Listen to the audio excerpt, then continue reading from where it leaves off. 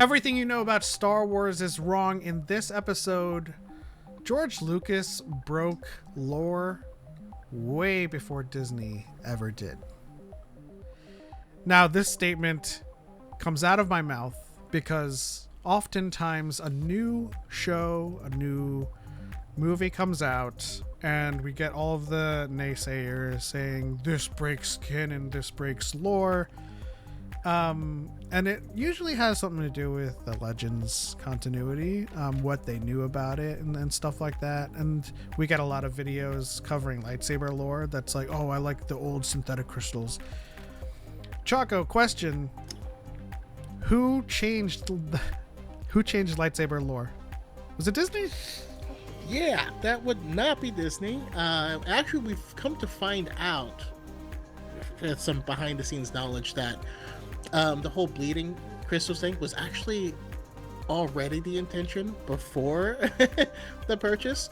But you know, if you're a fan of the Clone Wars at all, like a lot of the contention behind the Clone Wars was how much stories the Clone Wars just crapped on constantly because George didn't care. In fact, we're actually a lot more everything's a lot more consistent nowadays, more so than it's ever been. Yeah, so a big example is the lightsaber lore with The Gathering, the Clone Wars. Way before Disney purchase, way before Kathleen Kennedy got her hands on Star Wars, your synthetic crystals were crapped on. They gave us new kyber crystal lore. With the colors being innate to the bonding process rather than colored crystals. Clone Wars crapped on Mandalorian lore, on Karen Travis's stories. They changed Darth Maul's story. Yeah, Darth Maul was kind of a throwaway character, but a big one is there was a bunch of stories about clones in like those early battles that was all changed and retconned quite a bit. One of them that a lot of people have mixed feelings about. I'm curious how you guys feel about them, but inhibitor chips in the clones, that wasn't a thing. You know, that was added much later, where before the clones just turned on them, and it's interesting that it feels like the Clone Wars made people love the clones so much that it was no longer consistent with the development of the characters and they had to like shoehorn something in. I like the inhibitor chips way more than the clone troopers just doing it, because I feel like what makes clones different from the droids is that they have that free will, because they're clones, but they're still like humans. They're people, you know, and they can make choices. And to have all of that stripped away in an instant by one inhibitor chip, it makes them essentially droids, which to me is deeply sad, and just kind of adds a layer of heartbreak to like Palpatine's plan. Especially after like we see all of the personality with the clones in the Clone Wars show. And how like they're all the same person, but they all have their own personality.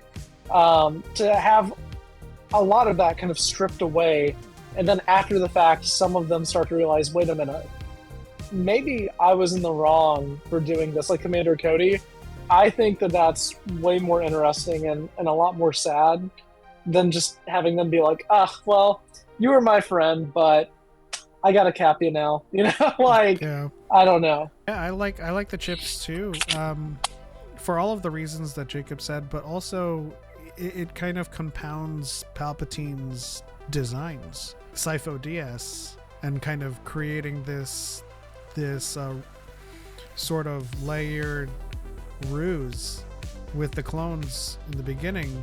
It just seems like if you go forward with that narrative, Palpatine just said, now kill the Jedi, and then the clones are like, okay, just like Jacob said, all right, fine.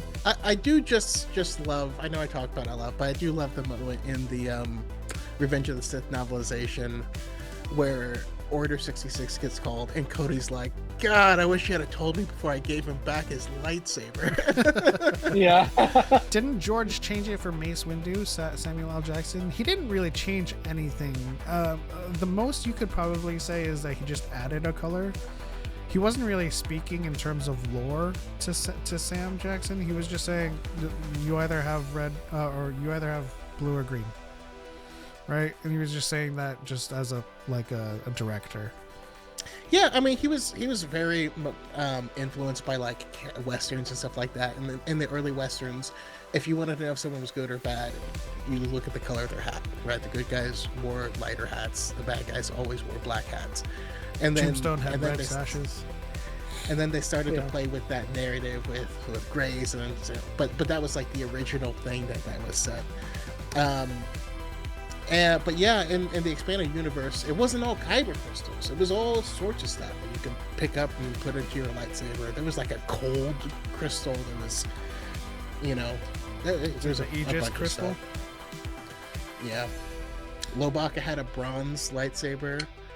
I think there was a see-through or like a transparent one.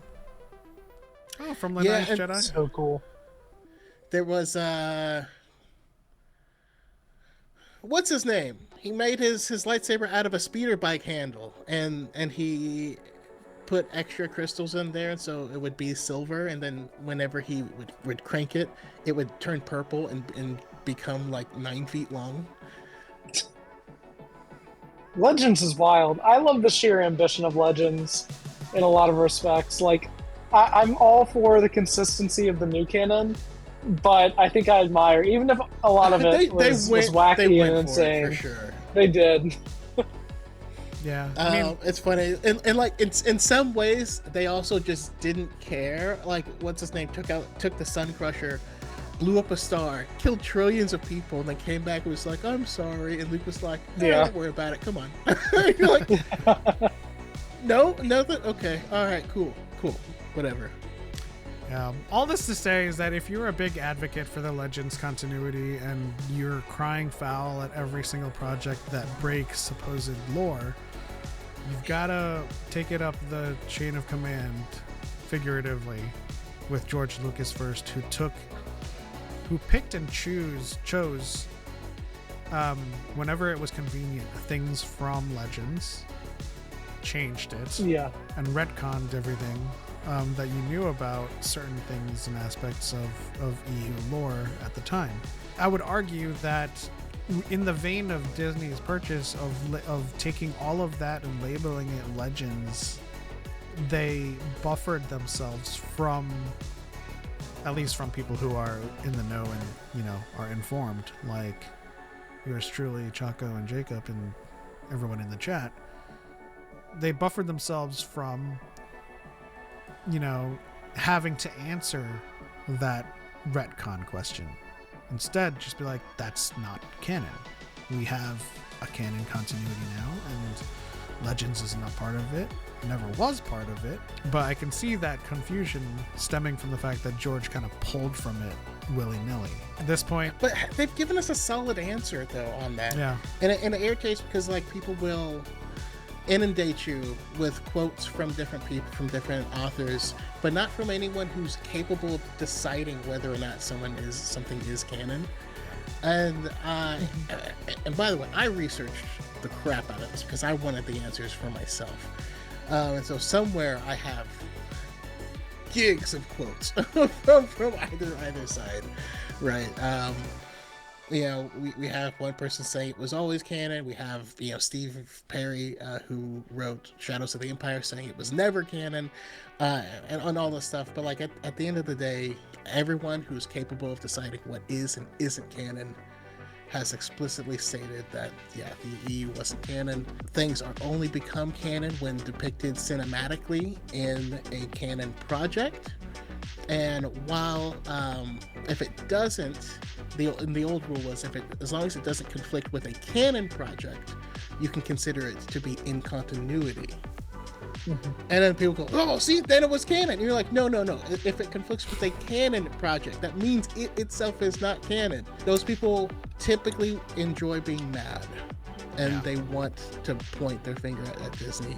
I will also contend that the low-hanging fruit is most people that complain about lore breaking know nothing about it, They get their information from tourists who are saying they're breaking lore just to rile people up. And then so they become parrots. Lucasfilm decides what is canon. Lucasfilm decides what is the lore.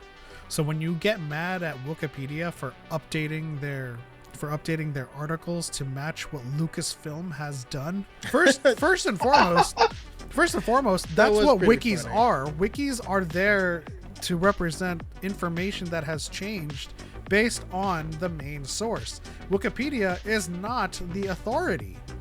So when you say, hey, they changed the date of Ki-Adi-Mundi's birthday to just so that they can cover their tracks, no, they changed it because Lucasfilm changed it. So they have to update the lexicon. Because nothing that Lucasfilm has done post-Disney has truly broken lore. And I even made a post about this, I think maybe even yesterday, because I had some like toxic Legends guy come after me. And I said something along the lines of like, a lot of these channels that proclaim themselves as like Legends fans, but like deeply associate with like the fandom menace side of the fandom. It's like, they're not even Star Wars channels. They don't talk about Star Wars. They just complain about whatever is new to like the bare minimum, and in some cases just way less than that.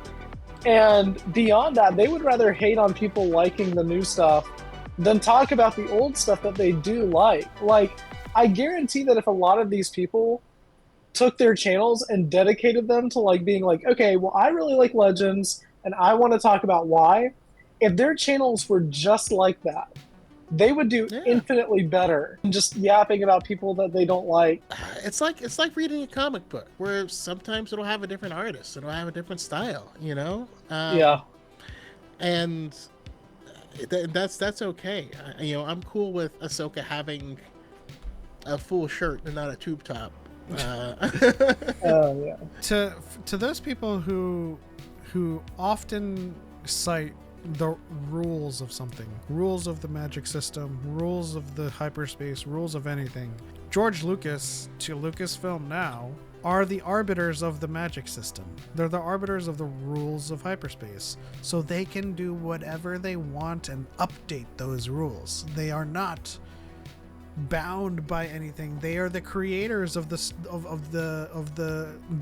canon that's going forward. So when we talk about a suborbital hyperspace jump, first of all, George Lucas did it first in Clone Wars, but even if we talk about it in Disney Lucasfilm era, there's just a blurb in the visual dictionary for The Rise of Skywalker talking about Rose Tico installing gravimetric compensators to enable suborbital jumps. They can do that. They are the arbiters of lore. They can create that shit.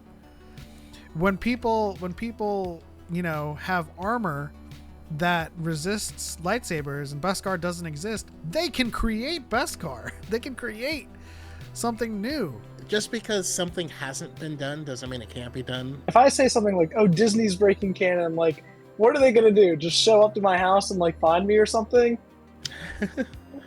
Oh no, I might have messed up. Should they ever, quote unquote, break canon, they're one news article and data bank update away from it not being broken. I'll give you guys two more final examples of how George Lucas affected canon on his whim. Well, these examples are so whimsical that you just have to accept that it is what it is. Obi-Wan was born on Coruscant. And then he did an interview with Jon Stewart at Celebration and said, no, he's born on Stewjon. And that changed immediately that day. Wikipedia updated. All of the lore updated right then and there. Second example, a kid writing a letter to George Lucas saying, I would love to be a Jedi, but I would also like to have a family and marry. I'm very sad that marriage is forbidden. George wrote back and said, it doesn't matter what the Jedi say, you can marry, so long as you have light in your heart. And that became canon. So it's just like, it's all whimsical, really. Just, you don't have to treat it so seriously. We treat it seriously, but in the vein that we love to keep our records up to date, but we're we are constantly updating those the lore Bible. And if anything new happens, we update it. We don't be like, well, this new thing is impossible, because no new things can ever be added to a story. Yeah. It's almost like whoever owns the franchise can do whatever they want with it, you know? Yeah. Also, just Vader being 45 years old when he dies. I laugh about it. When he takes off that helmet, that man has 60 seen at least. Has seen some shit. You know? He's 60 at least. As confirmed by the Force priestesses, you gotta come with good intention and light in your heart. Very on brand. Exactly. Before the Clone Wars, there was no Force planet. There was no, like, an incarnation of the Wills. I always forget that the carry-on spike was in the Clone Wars. I always think about Dude, Where's My Spaceship, otherwise known as Tarkin. I love that novel.